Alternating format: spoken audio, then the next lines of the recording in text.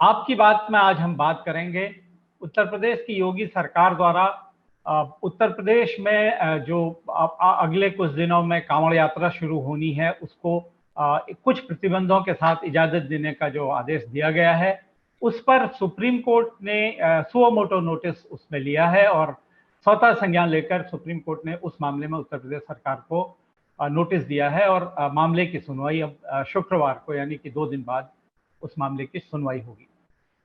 एक तरफ प्रधानमंत्री नरेंद्र मोदी इस बात की चिंता जाहिर कर चुके हैं कि किस तरह से देश में जो ये पर्यटन के जरिए जिस तरह से जो कोविड प्रोटोकॉल का लोग ध्यान नहीं दे रहे हैं और उन्होंने ये आगाह किया है लोगों को कि कोरोना खत्म नहीं हुआ है अभी और तीसरी लहर की आशंका है और ऐसे में ये जो पर्यटन को लेकर जिस तरह से लोगों ने भीड़ एकदम से शुरू कर दी है ये सही बात नहीं है। और आज केंद्रीय गृह मंत्रालय ने इस बाबत तमाम राज्यों को एक पत्र भी लिखा है प्रधानमंत्री के चिंता जाहिर करने के बाद कि इन चीज़ों को प्रतिबंधित किया जाए, इन चीज़ों को हतोत्साहित किया जाए और जो कोविड का प्रोटोकॉल है उसका पूरी तरह से पालन किया जाए, भीड़ न बढ़ने दी जाए।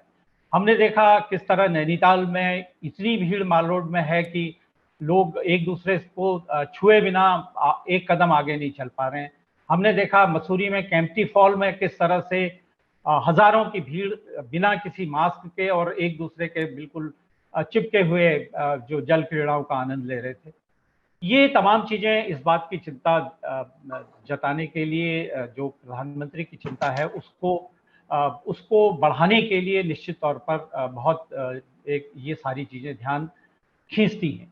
लेकिन ऐसे में उत्तर प्रदेश सरकार ने एक तरफ कुछ समय पहले तक धारा 144 की बात थी, तमाम तरह के प्रतिबंधों की बात थी, लेकिन जिस तरह से मुख्यमंत्री योगी आदित्यनाथ ने मंगलवार को इस मामले में ये अनुमति दे दी कि कांवड़ यात्रा इस बार निकाली जाएगी।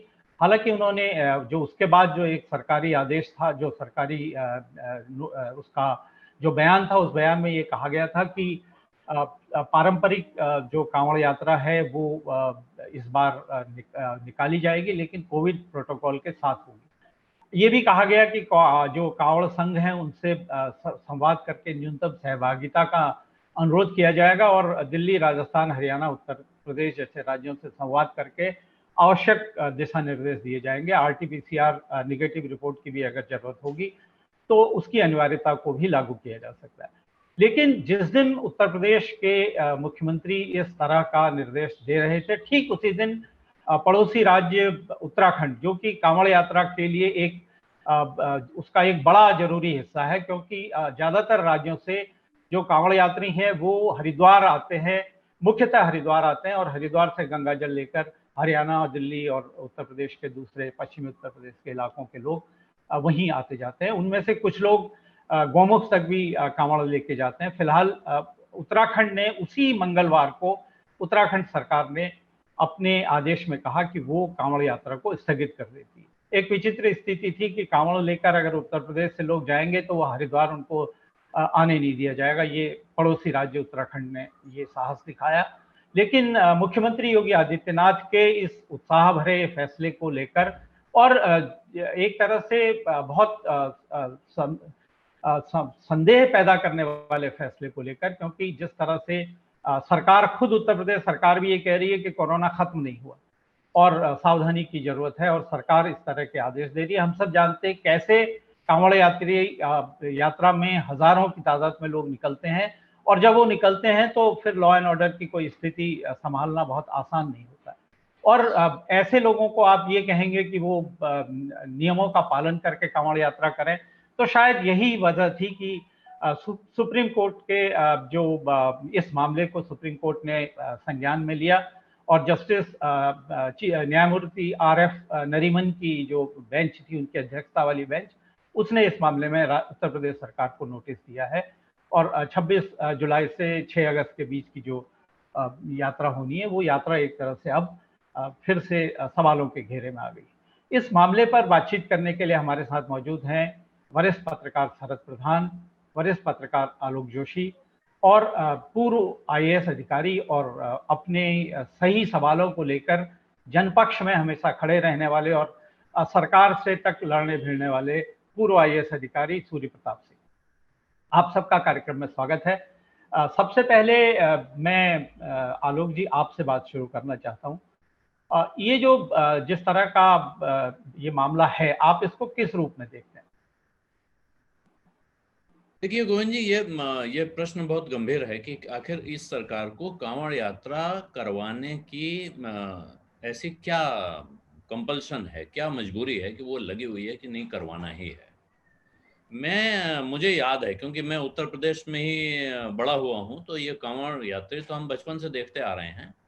लेकिन आपको भी याद होगा, शरद जी ने और एसपी सिंह साहब ने, तो मेरे ख्याल एसपी सिंह साहब ने मैनेज किया होगा, शरद जी ने भी देखा है। कांवड़ यात्री होते थे जो पैदल चला करते थे, बहुत ज्यादा से ज्यादा साइकिल पर, और वो लंबी यात्राएं पैदल या साइकिल पर करते थे और सड़क के एक किनारे चलते रहते थे। बहुत ज्यादा लोग नहीं होते थे। जैसे आप बद्रीनाथ केदारनाथ की अगर याद करें गोविंद जी, तो बद्री केदार की यात्रा पहले बहुत दुर्गम यात्रा होती थी। बद्रीनाथ से केदारनाथ जाना अच्छों के बस की बात नहीं होती थी। जैसे जैसे वहां अब ये 4 लेन और ऑल वेदर रोड वोड बन रही हैं, इसके साथ वो तीर्थ यात्रा कम और पर्यटन ज्यादा होने लगा है। बिल्कुल बिल्कुल।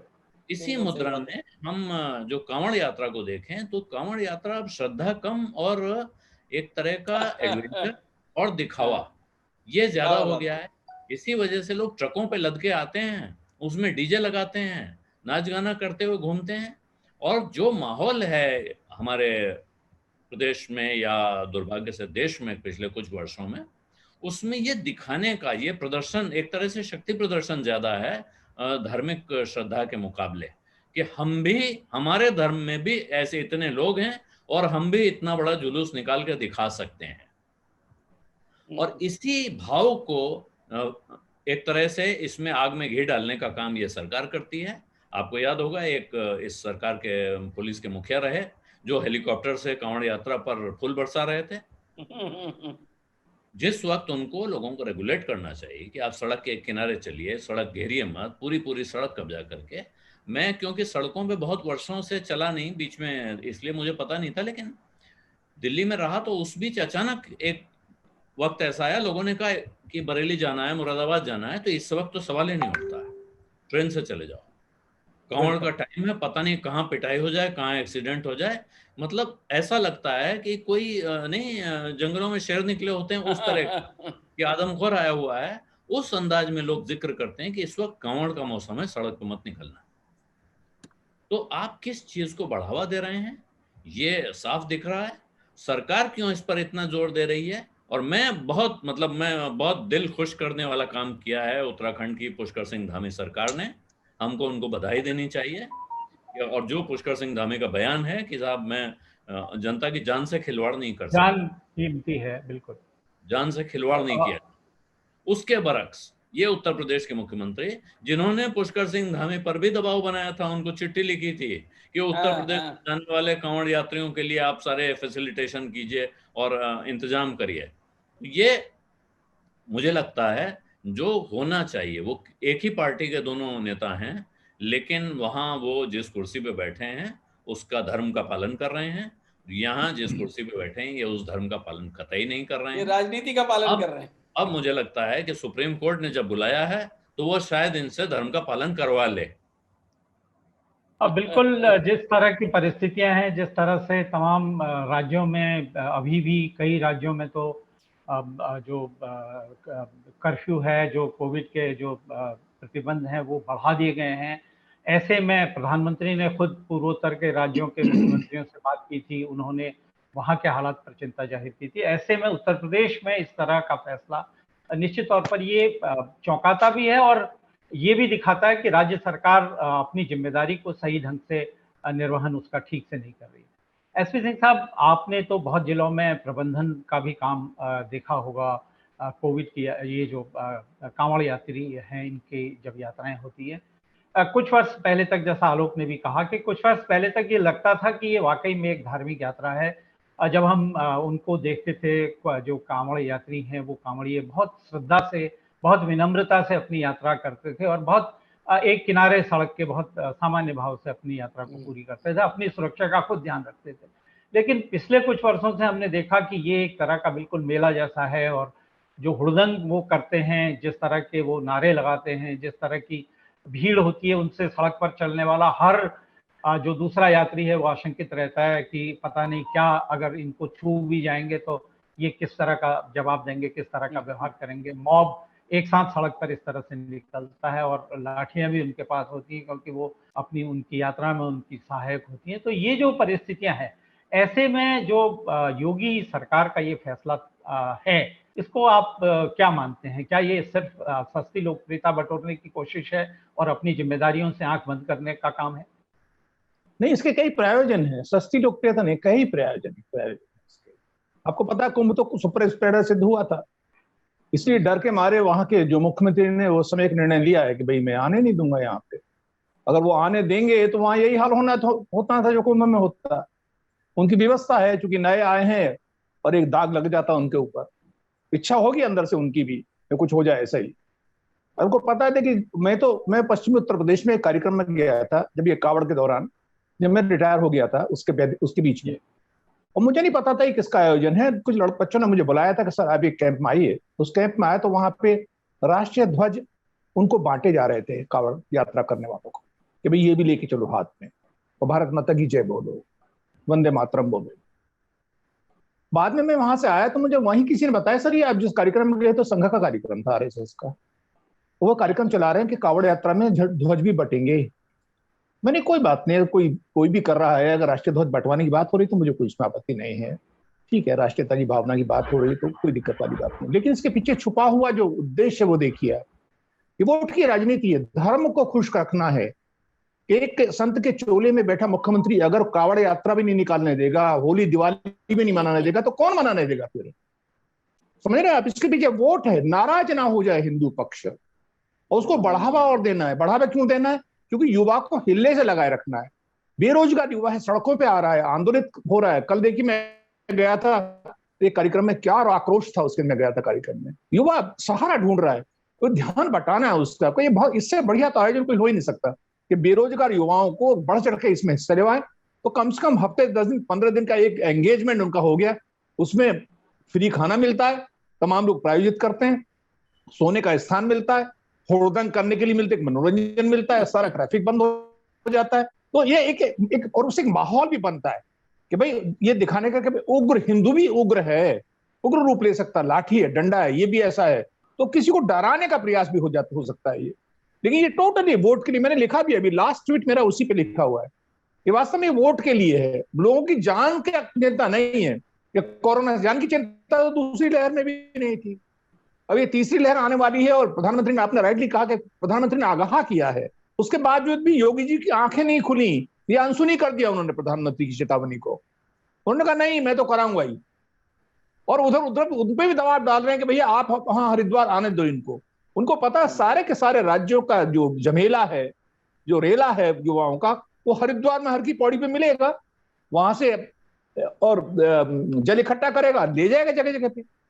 मेरा मतलब इसको सामान्य चीज ना माने। देखिए पुलिस अधिकारी जो कि सेकुलर होना चाहिए संविधान के अनुसार, वो हेलीकॉप्टर फूल बरसा रहा है, जो भी जोशी साहब ने कहा।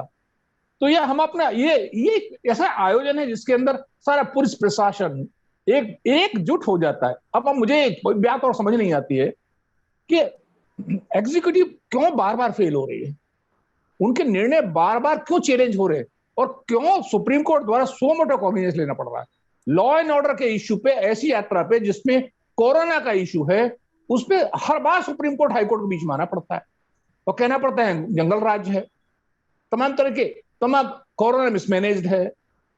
तो ये सब हाईकोर्ट को, सुप्रीम कोर्ट को क्यों आना पड़ता है, क्यों बार बार फेल हो रहा है, और क्यों उसकी अवमानना क्या अवहेलना हो रही है? ठीक है, सुप्रीम कोर्ट का काम है कहने के लिए। एक प्रवक्ता तो ये भी कह रहा था टीवी पे, योगी राज है, यहां पहले सुप्रीम कोर्ट में व्यवस्था करके आना तब घुसना प्रदेश में। ये आप सुप्रीम कोर्ट की अपमानना कर रहे हो खुली। तो तुम सुप्रीम कोर्ट जाओ, हाई कोर्ट जाओ, योगी राज है, अंदर हो जाओगे, लाठी पड़ेगी, गोली चलेगी। ये माहौल जनरेट किया जा रहा है, उस माहौल का अंग है ये। और मैं फिर कहता हूं, युवा को हिले लगाए रखना, एंगेज रखना उसको किसी ना किसी प्रायोजन में, ताकि रोजगार ना मांगे। ताकि मूलभूत चीजों पे हो, लोग क्वालिटी ऑफ लाइफ के बारे में जिक्र ना करें, डबल आय के बारे में जिक्र ना करें, किसान के भी तमाम बच्चे जो इसमें जाएंगे वो भी कुसैन का मुद्दा भी हल्का हो जाए। डायवर्जन है मेन इश्यूज हैं उनसे डायवर्जन करने का, तो बहुयामी इसका उद्देश्य है।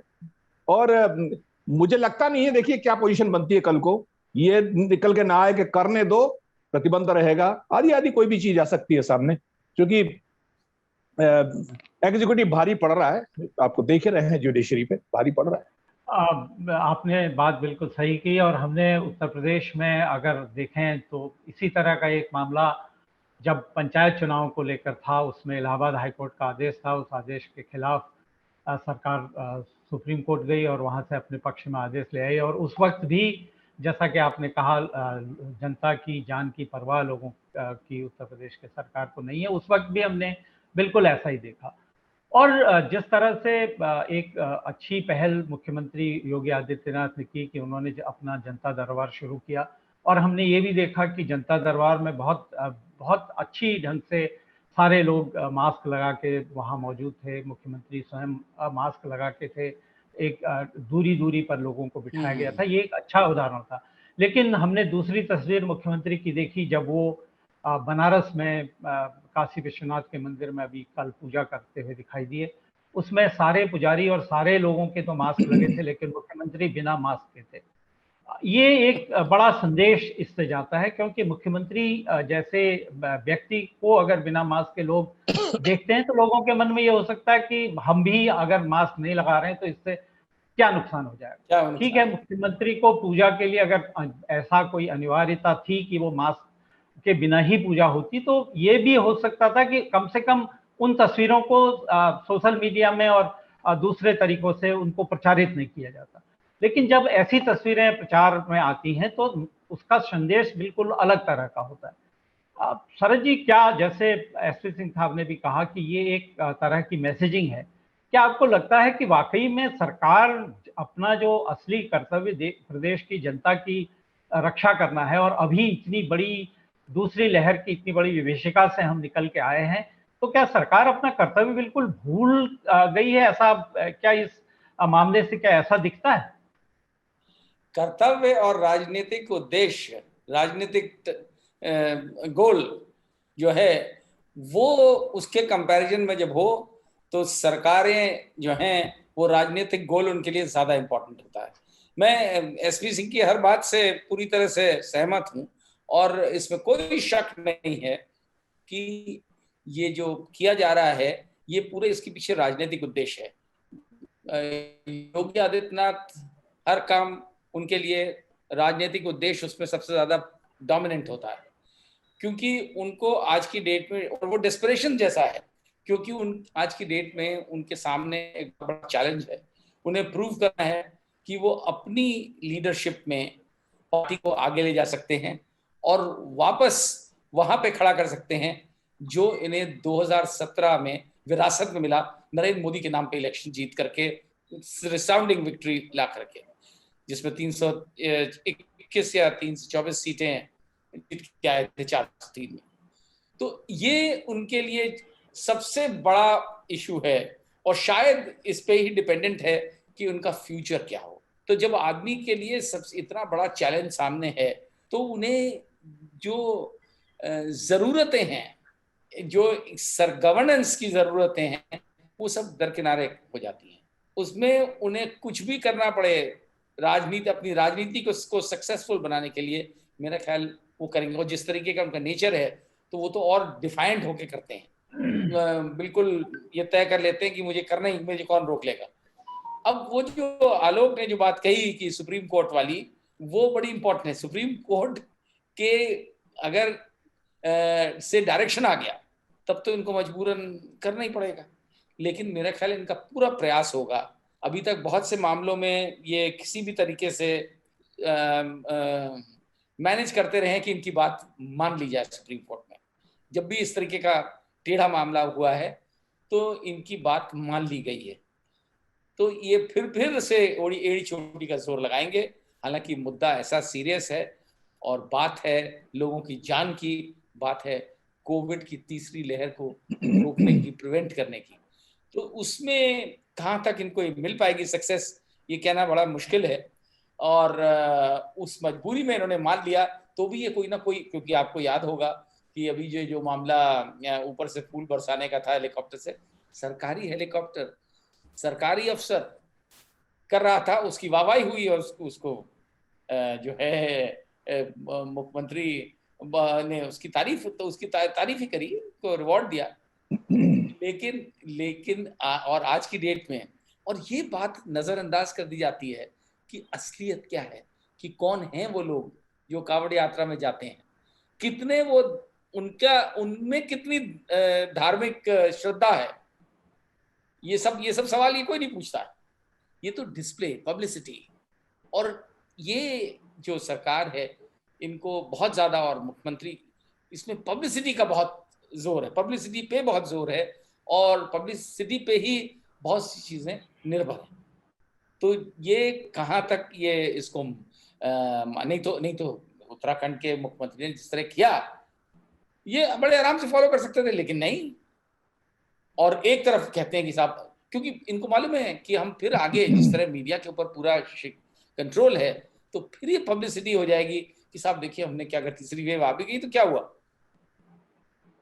हम दिखाएंगे कि साहब क्या बढ़िया मैनेज किया है, जैसे दूसरी वेव का हुआ, सबने देखा है कि क्या हुआ था असलियत में, और सरकार के क्या क्लेम्स थे।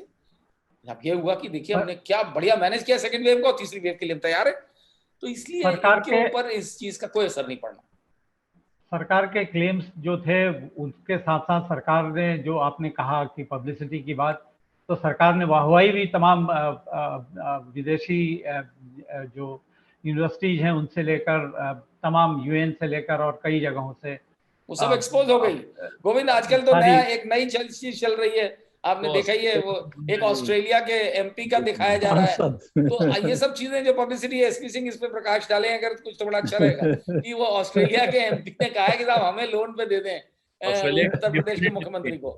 क्या? हेलो, डिपेंडेंट एमपी हैं ऑस्ट्रेलिया के, जिन्होंने कहा डिपेंडेंट एमपी। इसका भी निकलेगा थोड़े दिनों में, इसकी असलियत खुलेगी, कल ही खुलेगी। मैंने तो ये लिखा है उस पे, आप देखिए, मेरा पढ़ के बहुत मनोरंजक है मेरा ट्वीट। मैंने लिखा है, ले जाओ लेकिन 5 साल के लिए ले जाओ, यूपी बनवा दो ऑस्ट्रेलिया को, शुभकामनाएं हैं, ले जाओ। लोगों ने फिर कहा आप कौन है देने वाले? मैंने कहा ठीक है, हम कोई नहीं तो जनता दे देगी, ले जाओ उन्हें। ये जिस तरह की परिस्थितियां हैं, इन परिस्थितियों में आपने अभी, हम इस बात का जिक्र हुआ कि उत्तराखंड की सरकार ने एक फैसला लिया, हालांकि उसके पीछे भी हाईकोर्ट की जो 2 अलग अलग आदेश थे, जो वहां पर पर्यटकों की जिस तरह से भीड़ उत्तराखंड में जो पर्यटन स्थल थे उनमें बढ़ रही थी, उस पर हाईकोर्ट ने अपनी नाराजगी जताई थी, राज्य सरकार को का जवाब तलब किया था। उसके बाद शायद राज्य सरकार के लिए ये आसान नहीं था कि वो कांवड़ यात्रा को अनुमति देती, वो भी तब जब हरिद्वार का जब कुंभ था, उसमें किस तरह से नकली, फर्जी, झूठे मेडिकल रिपोर्ट्स बनाई गई, इसका भी पर्दाफाश हो चुका। और तमाम जो जिस तरह से उसने कोविड की दूसरी लहर को बढ़ाने में किस तरह की उसका योगदान रहा, ये भी सबने देखा। तो ऐसे में शायद वहाँ के मुख्यमंत्री के लिए इतना आसान नहीं था कि वो इस तरह का आदेश करते। लेकिन उत्तर प्रदेश की सरकार को लेकर जिस तरह की बात बार बार आती है कि सरकार लोकप्रियता के लिए काम करती हुई दिखाई देती है, सरकार जनता के लिए काम करती हुई नहीं दिखाई देती। सरकार क्या, आलोक, आपको लगता है कि इस तरह के जनविरोधी फैसलों से इस सरकार की लोकप्रियता कम नहीं होगी? इस तरह के जनविरोधी फैसलों से जो सरकार के खिलाफ क्या एक माहौल नहीं बनेगा? क्योंकि आपके पास अभी भी अगर कोई तीसरी लहर आती है तो उसके लिए ऐसे पूरे प्रबंध अभी भी नहीं है, मेडिकल के पूरे प्रबंध अभी भी नहीं है, अभी भी तैयारियों में ही चल रहा है, ऑक्सीजन की व्यवस्था अभी भी तमाम जो मेडिकल कॉलेजेस हैं उनमें प्लांट लगने के दौर में है। और ऐसे में एक तरफ इतनी बड़ी छूट दे देना, क्या ये जनता के साथ एकदम से जनता को धोखा देने जैसी बात नहीं, आलोक? गोविंद जी, देखिए, इसमें 2-3 बातें हैं। एक तो ये कि कोरोना की तीसरी लहर की आवश्यकता नहीं है। अगर कोरोना से इस सरकार को नुकसान होना है चुनाव में, तो जो पिछली 2 लहरों में इन्होंने जो कांड किए हैं उनसे ही नुकसान हो जाना चाहिए। लेकिन उसमें एक बड़ी बात यह है कि ज्यादातर लोग, और ये आप अगर आसपास सर्वे करेंगे तो पाएंगे, और अगर आप योगी आदित्यनाथ की जगह बैठकर देखेंगे तो और पाएंगे कि इसके लिए अगर कोई जिम्मेदार है और ज्यादा जिम्मेदार है तो वो केंद्र सरकार है। और ये इस बात को मेरा ख्याल है अंदर खाने केंद्र वाले भी समझते हैं और राज्य वाले भी, कि इससे बचा जा सकता है। खास तौर पर राज्य सरकार जिस अंदाज में, अभी कुछ देर पहले बात हो रही थी, एक विद्वान कह रहे थे कि जैसे मनमोहन सिंह के खिलाफ जो एंटी इनकम्बेंसी थी, जिसका खामियाजा शीला दीक्षित को और अशोक गहलोत को भुगतना पड़ा, तो शायद योगी आदित्यनाथ ये प्रयास कर रहे हैं कि वो उस एंटी इनकम्बेंसी का खामियाजा इनको न भुगतना पड़े। तो इसीलिए आप देख रहे हैं पूरे भारत में प्रचार चल रहा है। ये जो होर्डिंग का एक कांड अलग चल रहा है, चर्चा इस वक्त उस पर नहीं हो रही है, लेकिन देश भर में होर्डिंग लगे हुए हैं। देश भर में टेलीविजन चैनल देखिए तो इस समय लगता है कि उत्तर प्रदेश से ज्यादा तरक्की तो कहीं दुनिया में हो नहीं रही, ऐसे वो विज्ञापनों में। और जब वो विज्ञापन चल रहे हैं तो जाहिर है उसके आसपास जो चल रहा है वो भी उसी धुन से मैच करता हुआ। बिल्कुल। लेकिन मुझे जो लगता है इसमें एक बड़ी चीज यह है कि योगी आदित्यनाथ को मेरे ख्याल से इस बात का अंदाज है, या उनके अफसरों ने उन्हें कहा है कि ये सुप्रीम कोर्ट तो आपको रोक देगा, लेकिन तब भी आप निकल के तो कह पाएंगे ना, भाई हमने तो पूरी कोशिश की थी, रोकने के लिए सुप्रीम कोर्ट जिम्मेदार है, मैं थोड़े जिम्मेदार हूं, मैंने तो अपना धर्म निभाया। ये प्रयास उनकी तरफ से है कि वो हो जाए तो और न हो जाए तो इसका फायदा उठाए। लेकिन आलोक, दोनों नावों में एक साथ पांव रखने में कई बार डूबने का भी खतरा होता है, और जिस तरह से योगी सरकार ये कर रही है तो ये भी हो सकता है कि अगर सुप्रीम कोर्ट की सुप्रीम रोक लग ही जाए तो जो लोग हैं जिनको अभी ये उम्मीद थी कि वो कांवड़ पे निकलेंगे, उनके मन में और आक्रोश इस सरकार के प्रति बढ़ भी सकता है। अब एसपी सिंह साहब, ये जो बात है कि ये थोड़ा सा एसपी सिंह के पास जाएं आप उससे पहले, ये बात अगर आप सोचिए, अगर जो भी कोई सेन बुद्धि का आदमी है, उसका दिमाग चल रहा है, जो अपनी अकल उसके काबू में है, उसके हिसाब से आप देखेंगे तो ये सरकार जो कुछ कर सकती थी वो कर चुकी है, और इसका फैसला अब होने के लिए कुछ और बाकी नहीं है और कुछ करने की आवश्यकता नहीं। इसके बावजूद अगर बहुत सारे विद्वान आज भी गणित लगा रहे हैं और कह रहे हैं कि साहब लगता है कि चुनाव में ये जीत सकते हैं, इसका अर्थ है कि बहुत बड़ी संख्या में ऐसे लोग हैं जिनको अब किसी भी चीज से कोई फर्क नहीं पड़ने वाला है। वो कांवड़ यात्रा होगी तो योगी की और मोदी की तारीफ करेंगे, रुक जाएगी तब भी योगी और मोदी की तारीफ करेंगे, अगर उनके आसपास बीमारी फैल जाएगी तब भी वो इनकी तारीफ करेंगे, और अगर उनके आसपास बीमारी फैलने से रुक जाएगी तब भी वो इनकी तारीफ करेंगे। तो ऐसे लोगों का तो कोई इलाज नहीं है। लेकिन मुझे लगता है कि राजनीति ऐसे लोगों के भरोसे नहीं चलती है, राजनीतिक फैसले ऐसे लोगों के भरोसे नहीं होते हैं। नहीं, वो तो आलोक उत्तर प्रदेश की जनता ने बहुत बार दिखाया है कि वो ऐसे किसी जो थोपे गए फैसले हैं उनके साथ नहीं होती।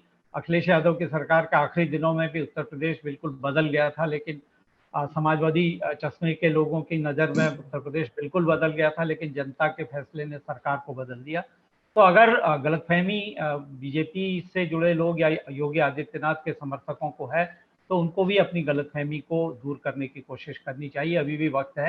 एसपी सिंह साहब, ये जो फैसला है, अगर जो परिस्थितियां हैं, कांवड़ यात्रा को इजाज़त दी जाती है, अगर सुप्रीम कोर्ट से भी माना किसी तरह के प्रतिबंध नहीं होते, तो क्या आपको लगता है कि जो सरकार ने कहा है कि कोविड प्रोटोकॉल के साथ इस यात्रा को किया जाएगा, ये व्यवहारिक तौर पर ये संभव है?